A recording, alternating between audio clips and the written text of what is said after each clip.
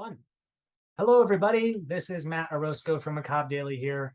I am so excited to be hosting another great interview with an amazing set of talents that are bringing some new horror anthologies to us. How Dark They Pray. I'm joined with, I hope I get this right, Jamison M. LoCascio and Adam Ambrosio, who are here from How Dark They Pray. Welcome, gentlemen. Nice. Thanks for being here. Thanks for having us. Thanks for having us. Yeah, absolutely. Well, first and foremost, I want to get to that you both wore quite a few hats during this production. So I think if I got it correctly, Jamison, you were acting as director for 3 of the segments, producer, and also the cinematographer, the editor, the color correction. And Adam, you were a producer, writer, directed 1 segment, and then you also are a composer. So you all really kind of took a lot. This is really your all's production. So what was that like? You know, how did you all come together and start working together and figuring out kind of who's going to do what? You want me to start? Okay, so yeah, I mean, Adam and I have been working together for long time now. We made a movie, really our first feature together, and I think it was 2017, 2016, which is called Sunset. So we made a bunch of films. We also made No Fear, which is done quite well. And on this one, we were talking about the pandemic had happened and things like that. We were talking about, you know, sort of trying to put together some stories. He thought of a really great story, which was Blood Beach, and then also was the war story. And I said, well, I'm also thinking about this UFO concept, and we got another concept as well, actually, from my father, which was Nelly. So we kind of just brought them all together, and I'm trying to think of what else from there. Yeah, no, and we've always worn many hats. I mean, we've Yeah. done big production, and we did our small productions like Sunset and some short films. And we like to make things. I think COVID really hit a lot of people hard, and Yeah. especially people in the industry. And a lot of people could say, "Oh, I could stay home and write a lot." Well, we did, but then came that moment, like like an addict. It's like, well, you want to bring it to life. You want to do something with it. Yeah. And we said, let's just do it. And we worked on the short films, doing the many hats. We said, let's just do it again. And Yeah, right. It was we just had like the doing stories. We came up with the stories, and we thought, hey, it needs the attention, and we just went with it. We just did it. We didn't, say, oh, we didn't have enough of this. We just went out and did it the simplest way we could. And it wound up being really the best and easiest way. I mean, the crew is really just me, Adam, and 1 sound person. So that's the entire crew. And that was easy. We find that to be easier sometimes. Yeah, it's a common topic when we do interviews like these for the site, is we do speak of a lot of folks like yourselves who are, in independent filmmaking, that are largely bootstrapping their productions, but they're also putting like kind of all of themselves and their time and their energy into them. And that is the consistent theme throughout, is that the difference between those that do and don't is just that some people will do it and they'll execute against those visions, and others, candidly, I'll out myself here, like, got heaps of ideas, but that's cheap. The execution part is the part that's really difficult. And I think it's always admirable when not only, folks take it upon themselves to create, but also do so with whatever they have around them. Because I think, to your point, there is this sense that you kind of always want to create an excuse for what you didn't have or what you could have done. But instead, it's about, sometimes scarcity is the mother of invention. So not having something can also breed a kind of different process. And I was wondering, how did the idea for the anthology come together? Were you all big anthology fans prior? Were these kind of short stories that were just living and existing in other places you wanted to bring together? What was the genesis of bringing it all into an anthology format looking like? I think Jameson brought the idea of an anthology because we had the stories written down, as I believe, and we thought of them as almost different movies, original or just shorts. And then Jameson was, I believe, was just watching a lot of anthologies at that time. Yeah, I think it was something to that effect. We had seen the director of Terrifier had made a real good one, and I had seen a couple other ones, and it was like, I know they get like hundreds of people together to do these, or even just 12 filmmakers or something. But like I said, we had a lot of really interesting different ideas, and one of them we had for years, which was the war story, which he then honed into even making it better. So it became like, let's do 4 or 5 of like the hardest things we could never really do maybe as a full feature, but do them really well, and also try to find a way to gel them. And so it's kind of like, at least from my perspective, it's like a dream project because it has like everything cool in it that at least I'd want to see in a film. I think you very much agree, like every freaking thing we could do, you know, UFOs, whatever. So that's kind of how. Yeah, and I think we just wanted to test ourselves a little bit more, because I mean, it really was a 3-person crew, and we, you know, we have some new effects that we wanted to try out that, that we wanted, you know, we wanted to use, and it's just really to test, you know, our skills, you know, to just keep them sharp, and you know, keep the ball rolling. At least you got to keep the ball rolling, because if you don't, you know, if you don't write, if you don't do it, you're never gonna learn. We've always, and that's how we learned. We just did it. Yeah, you know, it was trial and error. And we also just got the Black Magic 6K we just got, which was a huge step up for us because we can shoot in 4K, you know, ProRes, whatever. And like, I guess I go into all that, you know, crazy camera stuff, but at the end of the day, it's like, hey, we have a feature film camera right here. Let's try to figure out how to use it. We were going to use it on some shorts, but we just said, you know, let's just go out and do this thing, and we'll figure it out along the way. And that's really how it happened. And each one of them, I think it's important to say too, each one of them was really done individually. You know, the most important production approach we felt for this was, let's really just do one at a time. We'll think about the other ones. We'll cast the other ones, but we're only really going to obsess on this one. I think we really did Blood Beach first. It was like once a month. We shot it. Yeah. And it was almost like once a month over the course of last summer, or was this so much ago now? I'm blanking. Don't ask me about time. But it was Time's like a flat circle. Yeah, right. It was like one was 1 month, and then we did one another month, and it was really a nice way to do it because we weren't saying, oh, we don't have we weren't saying, oh, we don't have this for that. You know, maybe we ordered those stuff for the war film, but put it in a box. And that was a great way to do it.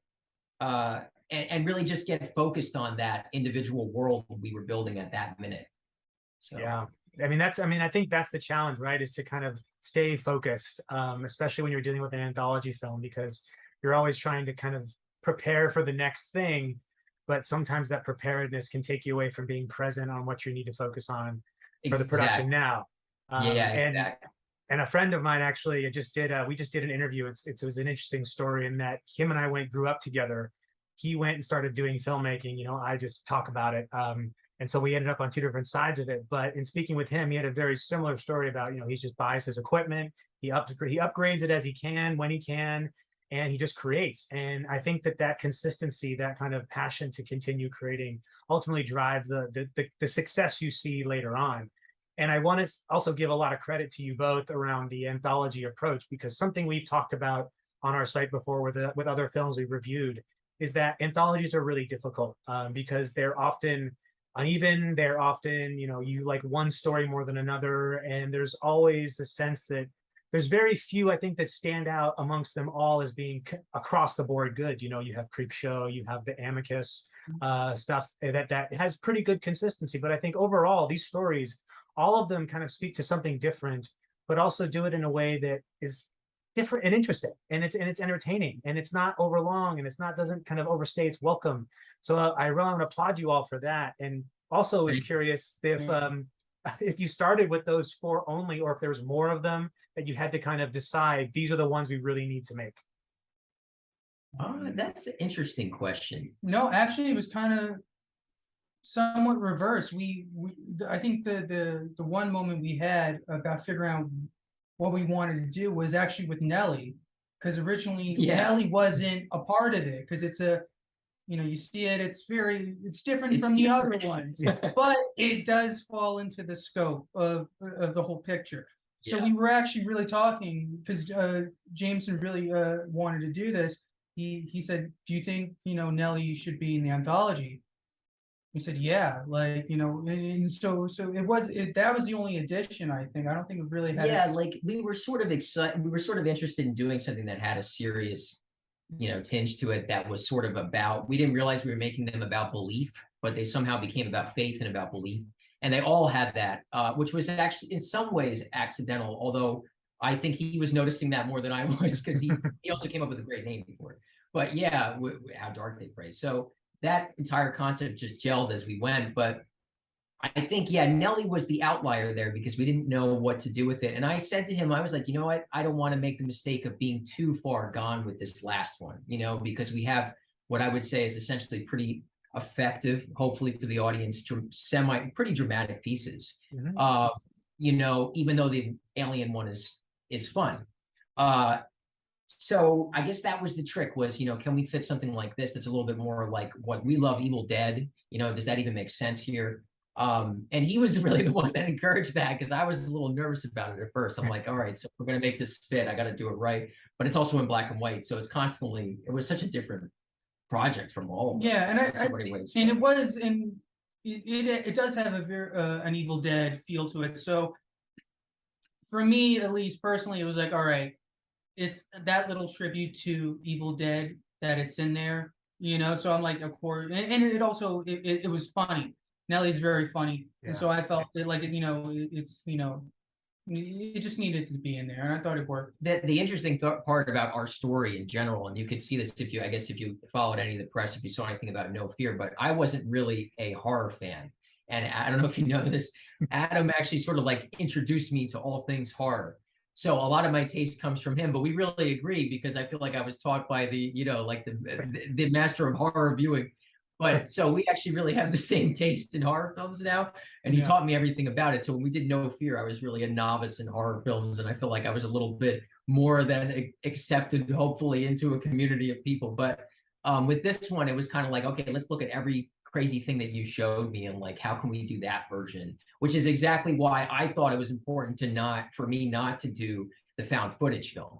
That was something I specifically said to him, like, hey, I think you should do this movie and you should direct it, which was his first step into that chair because he's always produced and he's always written really well in developing concepts and music.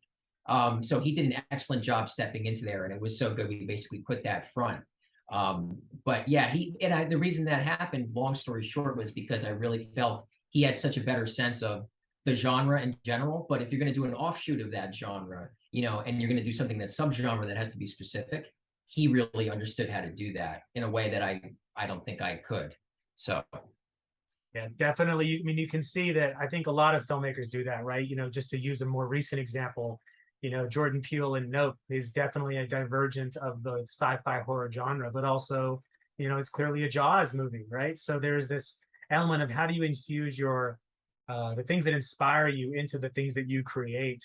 And you know, Adam, as far as stepping into the director's chair, like how did that experience compare to what you were used to from the production, the composing, and the writing side?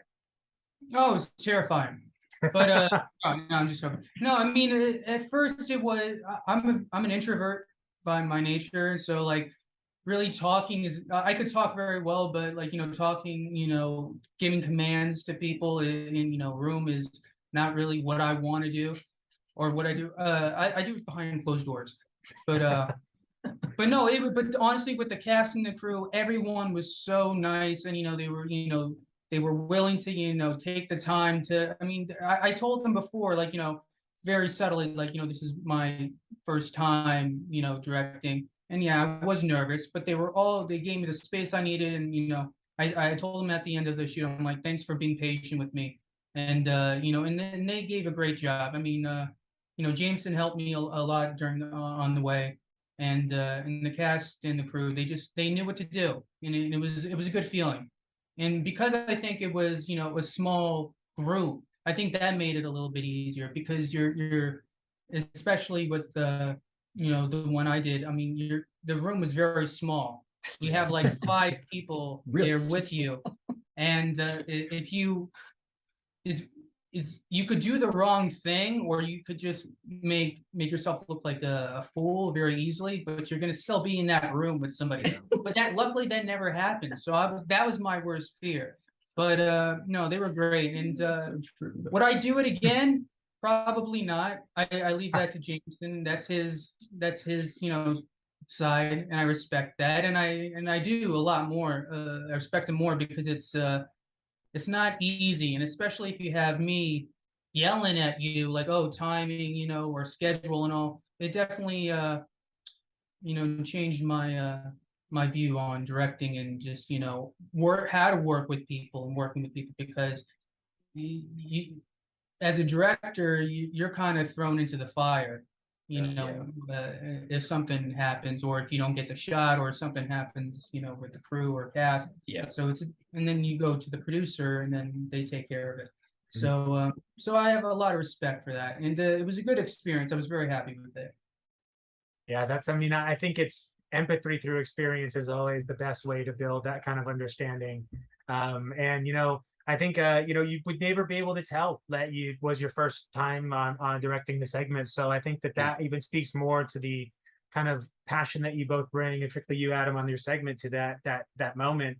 And Jamison, I'm more curious for you. What was it that Adam showed you that kind of flipped the switch, the horror switch? It was like, whoa, this, now I totally get this. Because Oh yeah. I tell people at work that, and obviously I wish this was my full time, but unfortunately it's not.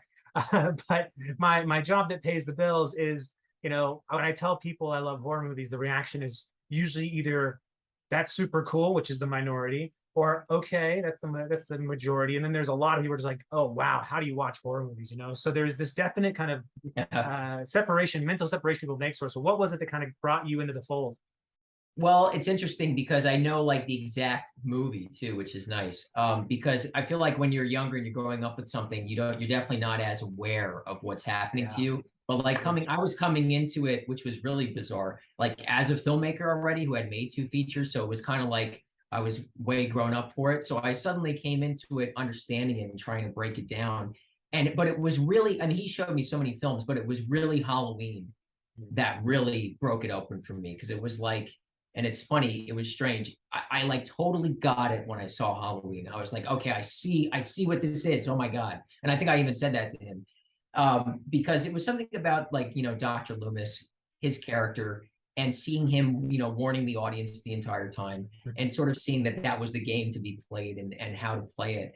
That really was like what clicked. And in No Fear, you know, we made a lot of, you know, we paid a lot of homage to that because it was so important to us in the process. But really, John Carpenter's work, I mean, if you watch just John Carpenter's work, I think you would pretty much be able to break it open. But as a director, I feel like there's so few people who, you know, it's hard to say this because people get pissed off at you, but people put way too much style and stuff. Yeah. And I hate that. And it's not what I'm about as a director. And even though I love people like Quentin Tarantino, I think what they wind up doing outside of Quentin Tarantino, because he's an exception, is they wind up drowning stuff in their own style.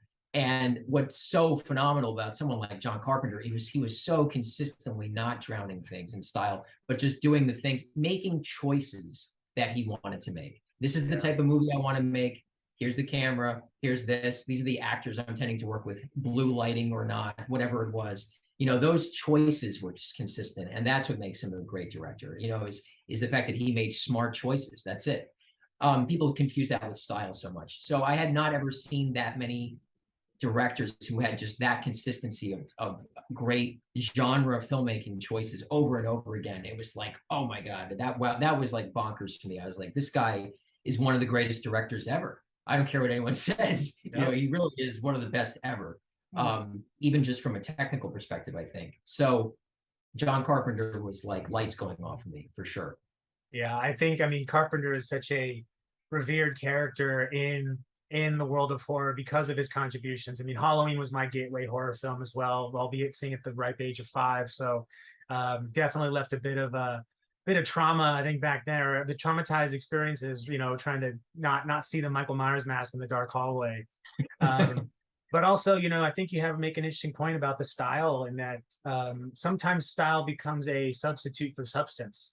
And you see it with, like, you know, Refn, you know, who I love a lot of Refn's films, but there are some that, you know, totally fly over my head because of how much style is in them. And I think that sometimes style can be what makes an art, you know, someone an auteur, like Fulci, for example, you know, kind of his over the top gore and his kind of eye trauma and his way of showing that becomes his aesthetic, to the extent that the stories are very much secondary to the visual journey you take.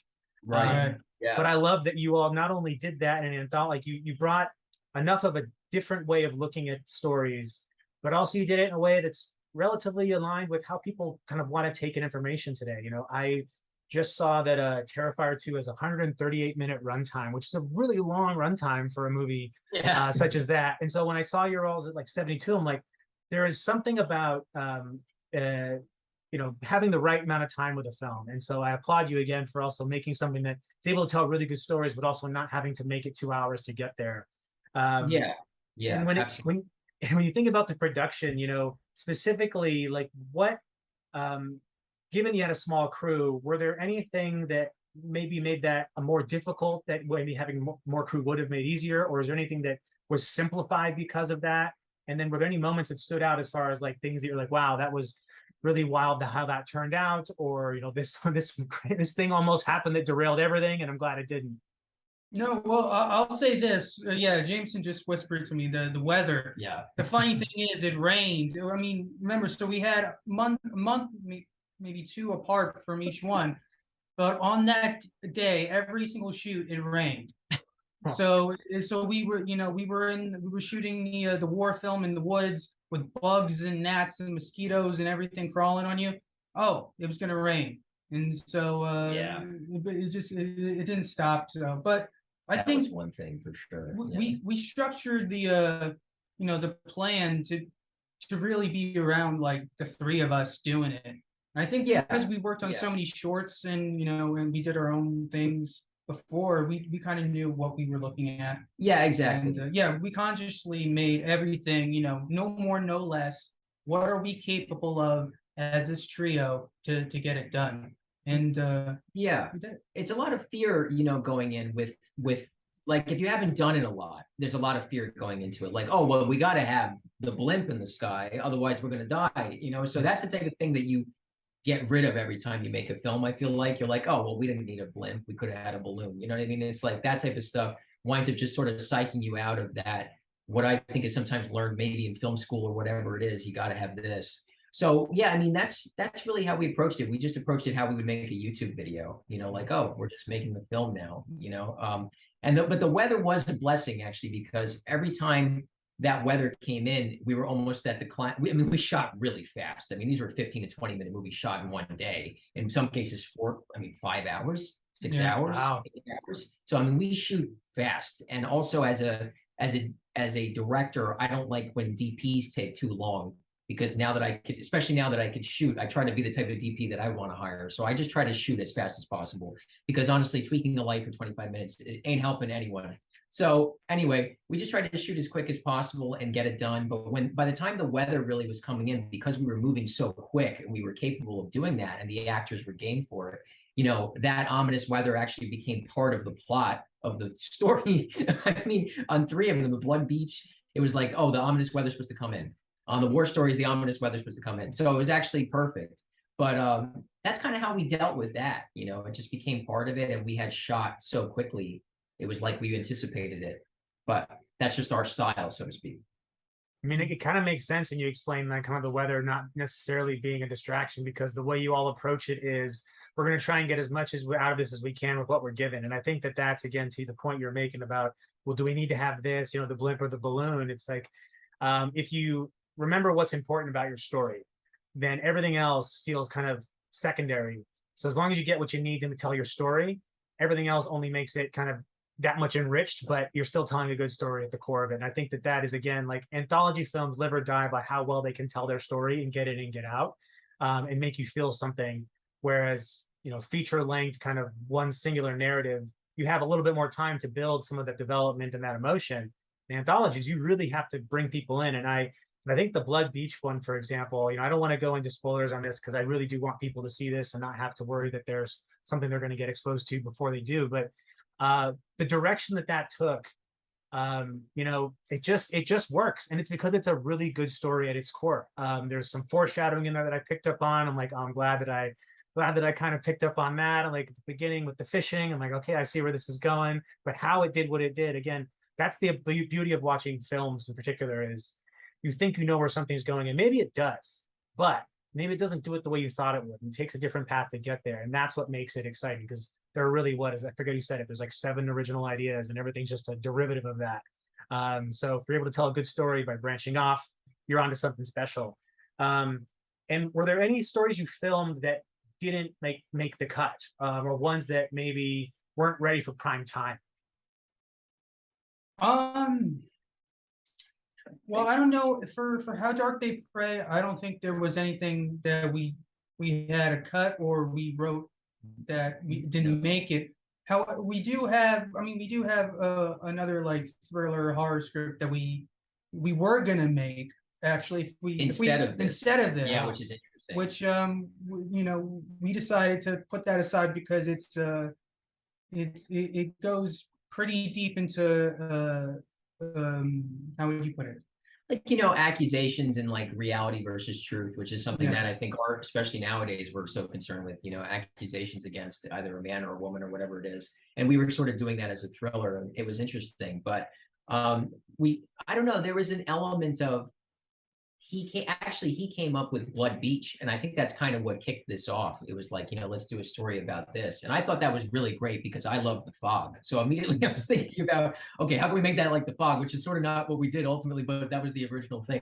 But after that, I mean, we did write the war story as a 95-minute modern in, you know, Afghanistan, you know, type of situation, but it wound up being us talking and being like, you know, that doesn't really work. And we brought it back 3 years later and said, hey, what if, I think actually really Adam said Most this, of them I and think it was his brought idea. back. Yeah, I mean, Adam's idea originally was the war story, and it was we kept exactly that core. But he said, well, what if you put a Nazi there? What if you had it be, you know, a World War II story? So it was like, whoa, okay. So that's really kind of how we started, you know, shaping things that we knew we weren't going to ever make into stuff that we could, that was more interesting, that was more genre oriented, but also had a you know, a connection point. And we feel like, you know, whatever we write, you know, has a spot somewhere. You know, you just sitting on a shelf. It's, you know, you took the time to write it, give it the respect that it deserves because you wrote it. You know, if people don't enjoy it, fine, but at least it's out there or whatever. You gotta, that's the importance of words and in creating, is that, you know, it's for others to observe. You know, it's and we're firm believers in that. So yeah, so all these things, you know, we wrote before, and you know, we just kind of brought them back into and repurpose them. Yeah, you know, some ideas you can just keep bringing, you know, different perspectives on them, and suddenly they start working. And that was exactly the war one. It's like, wow, this doesn't work like this.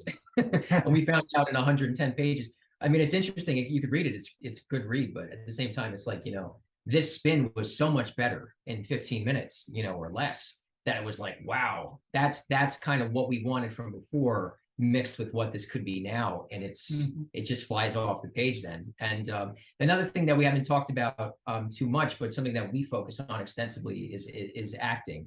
I mean, we really focus on those performances. I mean, we did rehearsals for each one of these through Zoom, you know, we did readings of them, and we actually gave them, you know, a lot of information and people that we felt they were based on, in some cases, backstories, you know, source material that we had used. So we talked a lot to those actors, and we give them a tremendous amount of credit because you know, we're not like torturing actors, you know. I mean, we're very kind of open, loose guys, but at the same time, we like to work really quick. So it's not, sometimes people just get like this. So these guys were willing to work that fast. They were prepared. They were very, very professional, every one of them. And I mean, this was such a, you know, it was planned, but it was such a, you know, there was no infrastructure here for them to lean on that. It was like, you know, for them to do that was, those performances was really commendable. So they believed in it. And that's faith, you know, they believed in the project. So what can you say? It's great when that happens. It is, and I think, I mean, independent film lives and dies by the passion of the people that are working on the film, because you don't have the resources, you don't have the ability to excuse it based on budget, you know, or any other factors like, oh, you know, we didn't get final cut, or in fact, you tend to have more autonomy in independent filmmaking, but you have more restricted by your resource. So you really do need people to be kind of along with you, rather than kind of trying to placate to how people like to work, as opposed to kind of what's going to be the right way to work to get the work to get the film done. And the fact that you all were kind of very concise on your scheduling and making sure it got done, you know, was this film throughout the pandemic? Wait, when did you begin? Because you said you kind of went from month to month on the stories. When did you begin filming, and then when did post-production start and conclude?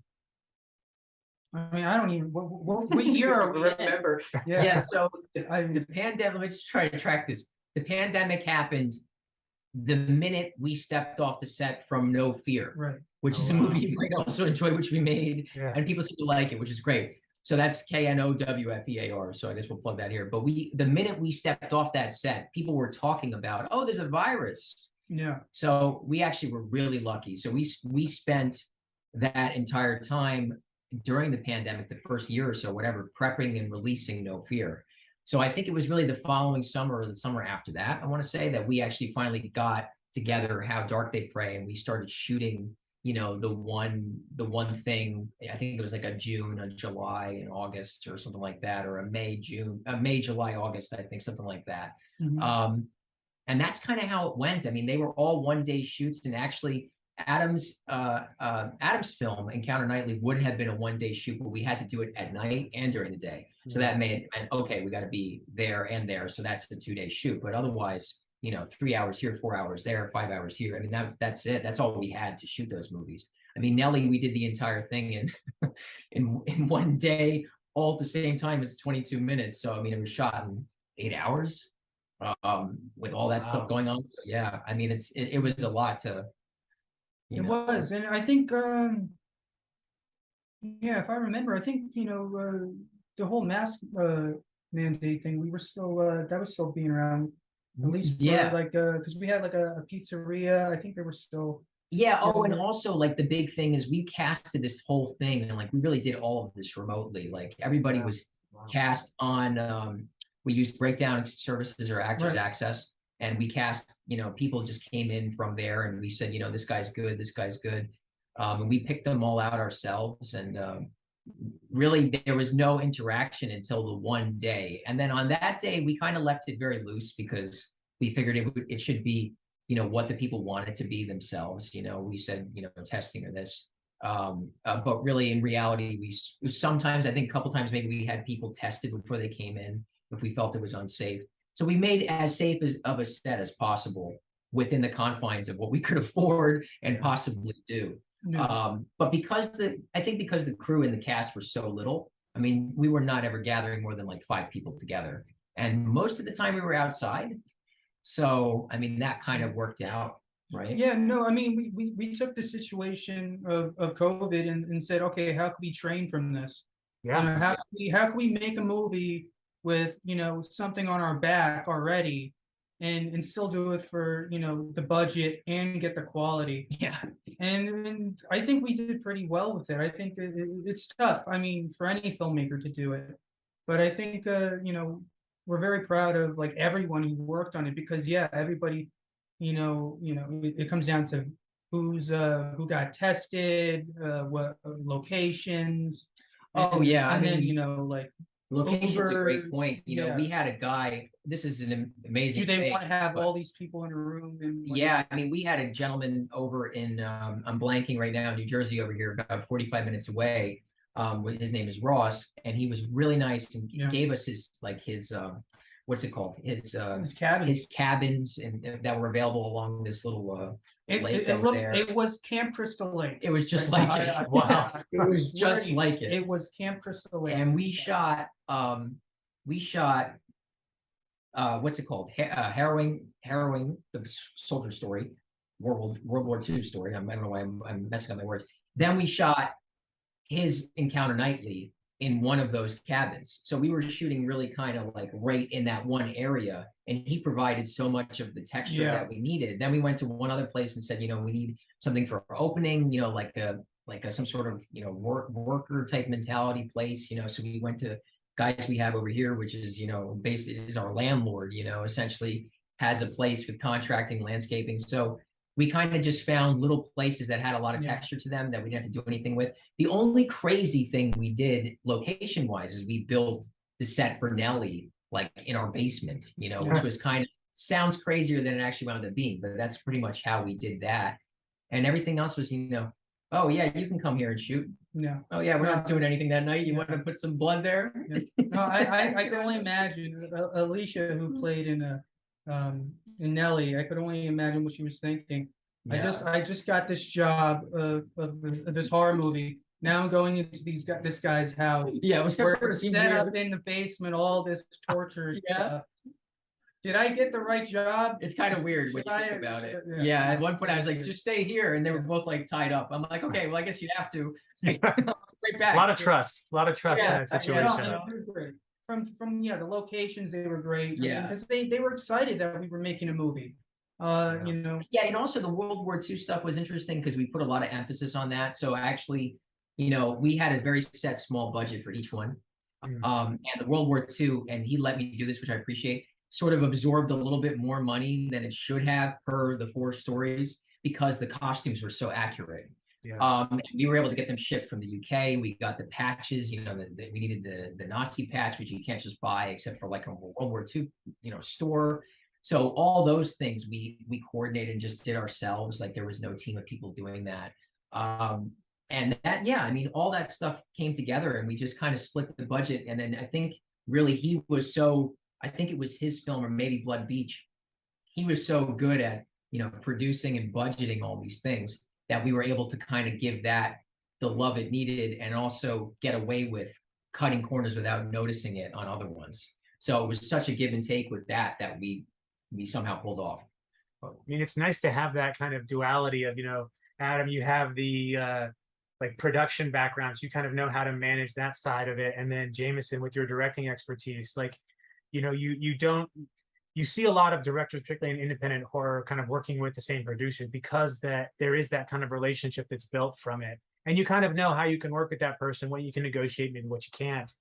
So I think a lot of that shines through in these films, and that, you know, the consistency you see through the storytelling, you know, the quality that you get of the filmmaking, all of that is reflective of the production, right? Because usually when things are troubled, right, let's just use Wes Craven, may he rest in peace, but to use Curse as an example, you know, when things get messed with, the output is totally different. So you do need a lot of that synergy and that working together, and it definitely shows. You know, I think that again, with a lot of these, I'm very fortunate to do a lot of these interviews with folks like yourselves, and almost all the time it is a creative team of people. It's not just one person, because it does require that kind of collaboration and people bringing their own unique skill sets to the fray to make something great together. Yeah, I mean, he's a great producer, and also I also really respect his taste. And I think there are way too many producers, and I've met a lot of them who don't have a sense of taste, and it's reality. We hate to say it, but it's the truth. Yeah.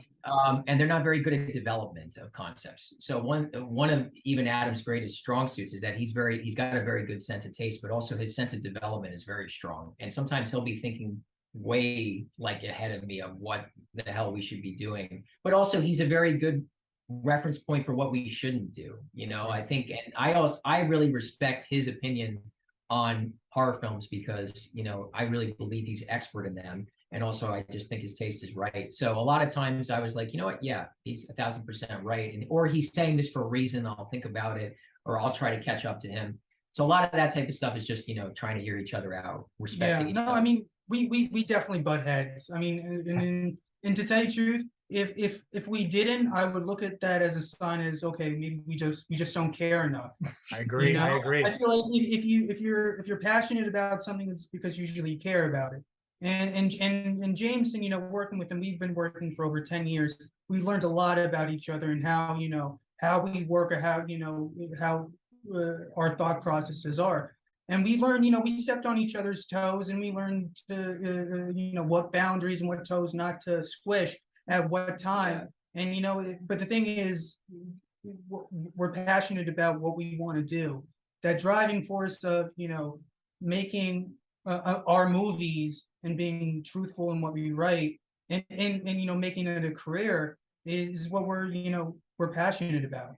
And we worked with a lot of people. I mean, and sometimes, you know, it'll get awkward in the sense like James and I will be on the same page, but then sometimes somebody else is in left field somewhere, and Big time. like, wow, have we really adapted to each other like that well? Yeah. Like, and then, but when, you know, when we do say, hey, let's suggest this, and they see us execute it, it's like, you know, their eyes open. They're like, how did I not see that?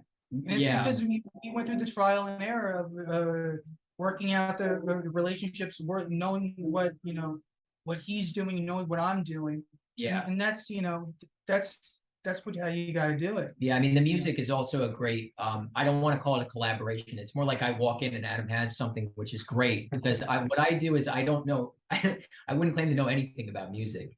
And that's a realm that he really does. And so when I walk in there, I like not knowing anything about it and just walking in and being like, okay, how does that work? Because I'm looking at it like an audience, you know, and he really has a great sense of that, you know, of, okay, what I think this needs or whatever else. And if I even make suggestions, they're usually very minor, you know, like maybe this, actually, a lot of times I'll be like, wow, maybe we could use that here, here, here, and here, you know, in the movie, because I just like having that level of utility with something. But yeah, I mean, the music is also another point. I mean, that's really his realm that I walk into, you know, as opposed to maybe he walks into my realm of editing or something, or maybe directing, I guess.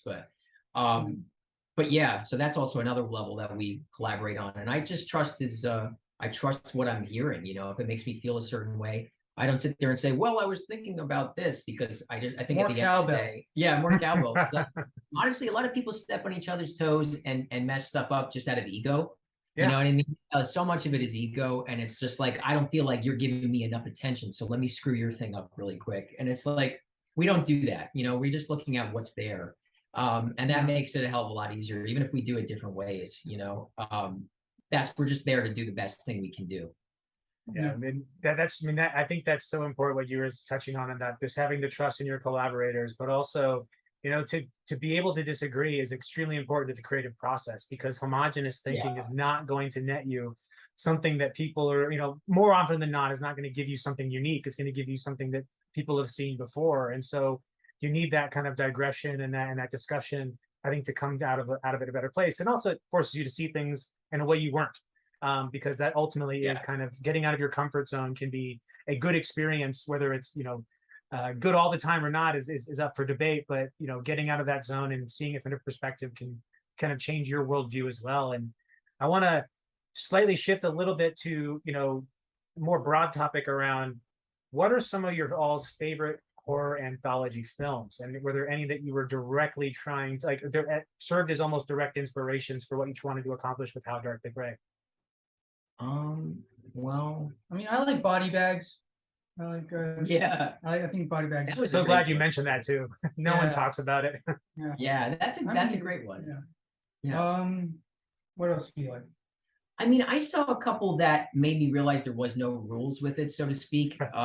And that kind of was good, because I was like, well, if they're doing something that crazy, then I guess we can kind of do something that's a little bit more like this, that's a little bit more like, you know, cohesive. But I thought Nightmare Cinema was interesting with Mickey Rourke, which was such a weird little, like, crazy experience. But yeah, that's an interesting movie. I liked Damien Leone, I think is his name, right? The guy who did Terrifier. Am I saying right? Yep. I like that guy. I think he's really on the money with a lot of stuff, and he also did some really interesting B campy type stuff with I think it was Tales of Halloween, and I thought that was effective. And I really liked the way he did Art the Clown. So I think I saw that and was really thinking about it heavily. As being sort of an inspiration point, I guess. That was one of them.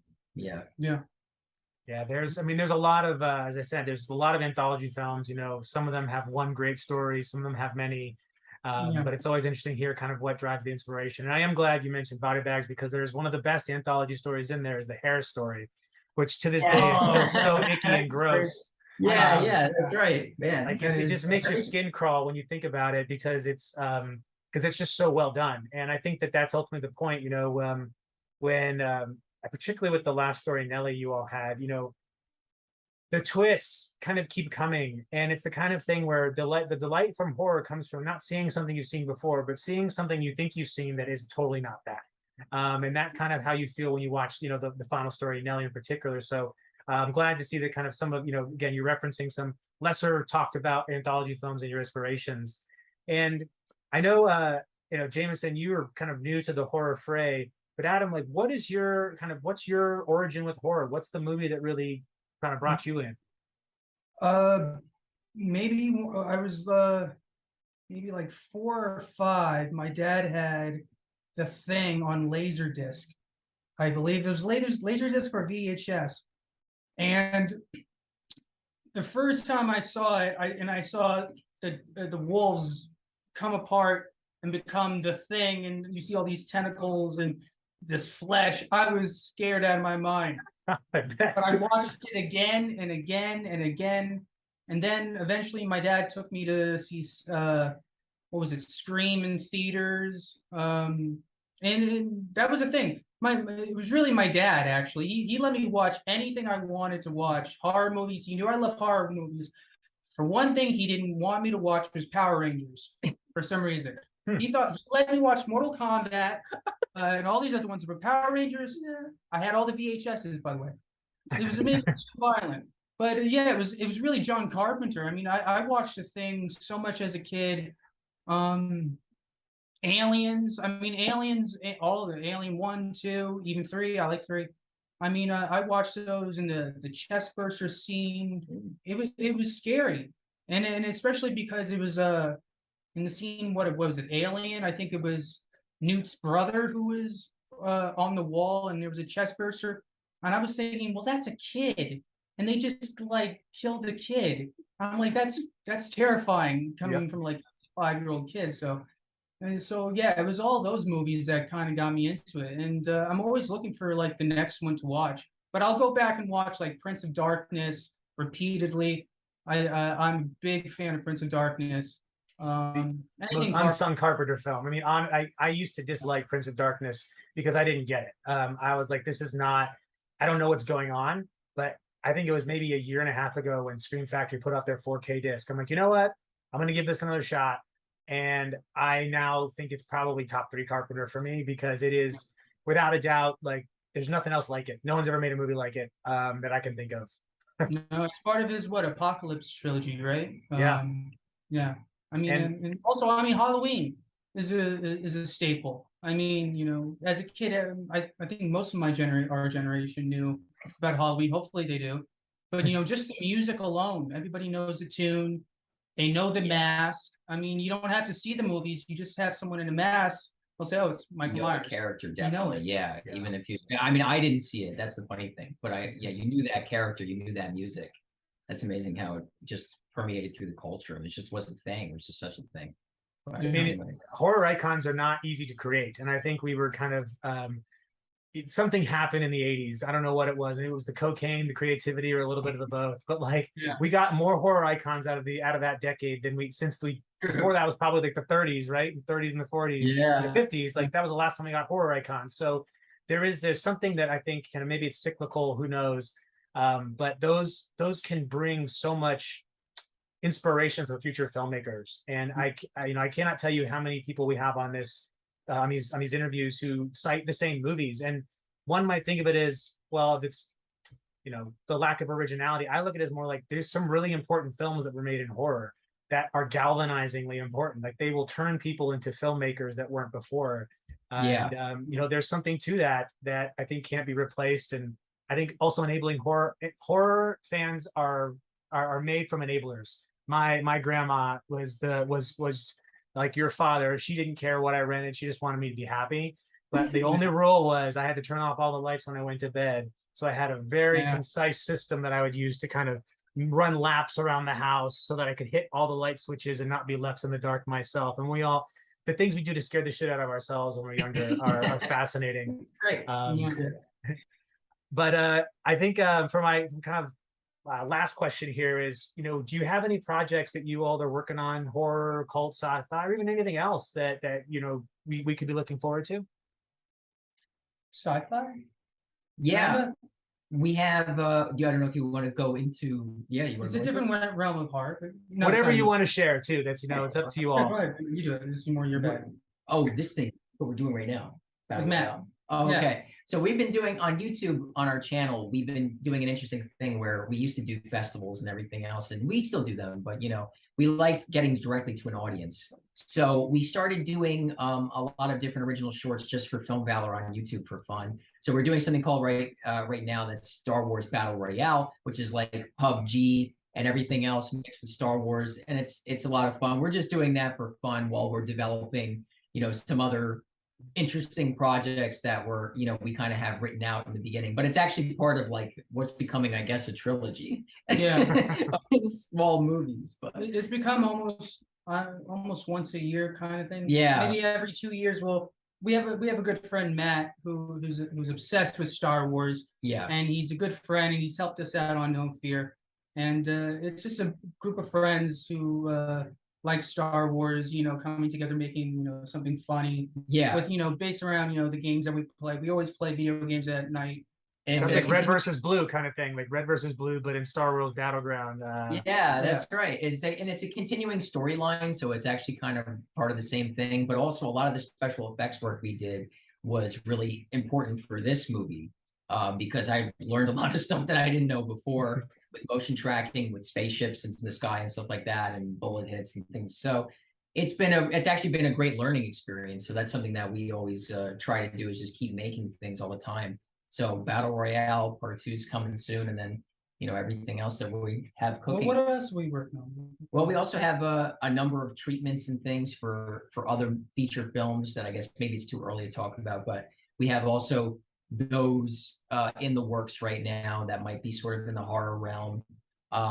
And we're also thinking about sort of putting together a collection of all the short films we've done. So that's another project we're doing right now, which is actually outside of horror. We had done so many dramatic sort of films, shorts. I mean, we've made so many of them over the years that we're probably going to do like what Oat Studios did with Neil Blomkamp. We might do that for a Film Valor Volume 1. So we're talking about that right now. And we just kind of recently became like self-distributing as well. We're working directly with Prime this time. So we're kind of doing that and now seeing things that fit that. Oh, okay, now we can do this.